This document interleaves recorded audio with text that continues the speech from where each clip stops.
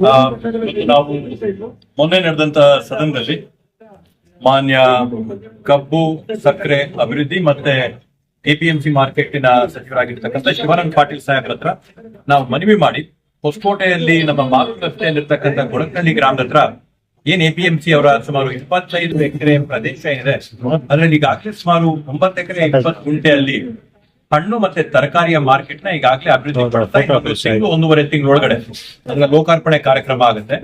ಅದ್ರ ಜೊತೆಗೆ ಇವತ್ತೇನು ನಮ್ಮ ಬೆಂಗಳೂರು ಗ್ರಾಮಾಂತರ ಜಿಲ್ಲೆಯಲ್ಲಿ ನೆಲಮಂಗಲ ಆಗಿರ್ಬೋದು, ದೇವನಹಳ್ಳಿ ಆಗಿರ್ಬೋದು, ದೊಡ್ಡಬಳ್ಳಾಪುರ ಆಗಿರ್ಬೋದು, ಹೊಸಕೋಟೆ ಆಗಿರ್ಬೋದು, ಮತ್ತೆ ಮುಂದುವರೆದು ನಗರದಲ್ಲಿರ್ತಕ್ಕಂಥ ಆನೇಕಲ್ ಭಾಗದಲ್ಲಿ ಆಗಿರ್ಬೋದು, ಇಲ್ಲೆಲ್ಲ ಕೂಡ ಒಂದು ದೊಡ್ಡ ಪ್ರಮಾಣದಲ್ಲಿ ಹೂಗಳನ್ನ ನಾವು ಬೆಳೀತಾ ಇದೀವಿ.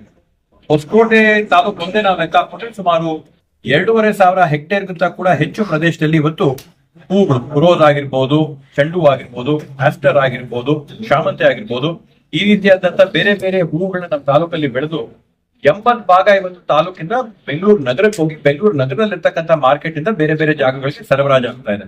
ಇವತ್ತು ಆ ಒಂದು ನಿಟ್ಟಿನಲ್ಲಿ ನಮ್ಮ ತಾಲೂಕಲ್ಲೇ ನಾವು ಇದನ್ನ ಮಾಡಿದ್ರೆ ಸುತ್ತಮುತ್ತ ದೇವನಹಳ್ಳಿ, ದೊಡ್ಡಬಳ್ಳಾಪುರ, ನೆಲಮಂಗಲ, ಸರ್ಜಾಪುರ, ಆನೇಕಲ್ ಲೆಕ್ಕ ಹಾಕೊಂಡ್ರೆ ಹತ್ರ ವರ್ಷಕ್ಕೆ ಸುಮಾರು 6.5-7 ಲಕ್ಷ ಟನ್ ಅಷ್ಟು ಹೂಗಳ ಬೆಳಕೆ ಏನಾಗ್ತದೆ ಅದನ್ನೆಲ್ಲ ಕೂಡ ನಾವು ತಂದು ಈ ಮಾರುಕಟ್ಟೆಯಲ್ಲಿ ಮಾಡಿದ್ರೆ ಬೆಳೆಗಾರರಿಗೂ ಕೂಡ ಅಭಿವೃದ್ಧಿ ಸಿಗುತ್ತೆ.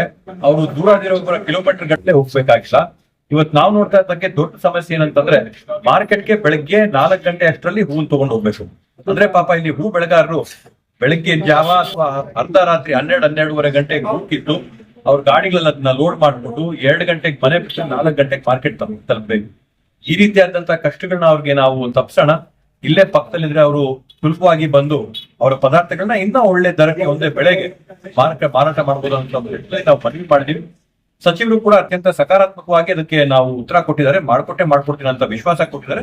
ಪ್ರಪ್ರಥಮವಾಗಿ ಚಿಕ್ಕಬಳ್ಳಾಪುರದಲ್ಲಿ ಈಗಾಗಲೇ ಮಾತು ಕೊಟ್ಟಿರೋದ್ರಿಂದ ಅಲ್ಲಿ ಮಾಡಿಕೊಟ್ಟು ಅದಾದ ನಂತರ ಏನು ಹೊಸಕೋಟೆ ತಾಲೂಕಲ್ಲಿ ಕೋಲ್ಡ್ ಸ್ಟೋರೇಜ್ ಮತ್ತೆ ಫ್ಲವರ್ ಮಾರ್ಕೆಟ್ ಮಾಡ್ಕೊಳ್ಬೇಕು. ಆ ಹೂಗಳಿಗೆ ಅನುಗುಣವಾದಂತ ಕೋಲ್ಡ್ ಸ್ಟೋರೇಜ್ ಫ್ಲವರ್ ಮಾರ್ಕೆಟ್ ಮಾಡ್ಕೊಡ್ತೀನಿ ಅಂತ ಒಂದು ನಮ್ಗೆ ಮಾತನ್ನ ಕೊಟ್ಟಿರೋ ಅದರಿಂದ ಅವ್ರಿಗೆ ನಾವು ಕೃತಜ್ಞರಾಗಿದ್ದೀವಿ. ಏನಾದ್ರು ಕಾಲಾವಧಿ ಏನಾದ್ರು ಫಿಕ್ಸ್ ಆಗಿದೆ ಸರ್ ಅದರಿಂದ? ಅಂದ್ರೆ ಮಾತಲ್ಲಿ ಸದನದಲ್ಲೇನೆ ಅವರು ಅಶ್ಯೂರೆನ್ಸ್ ಕೊಟ್ಟಿರೋದ್ರಿಂದ ನಾನು ಅನ್ಕೋತೀನಿ ನಮ್ಮ ಸರ್ಕಾರ ಇರುವಂತ 1.5 ವರ್ಷ ಒಳಗಡೆ ಈ ಒಂದು ಸರ್ಕಾರದ ಅವಧಿಯೊಳಗಡೆ ನಾವು ಅದನ್ನ ಮಾಡಿ ಮುಗಿಸಿ ಲೋಕಾರ್ಪಣೆ ಮಾಡ್ತೀವಿ ಅಂತ ವಿಶ್ವಾಸ ಇದೆ.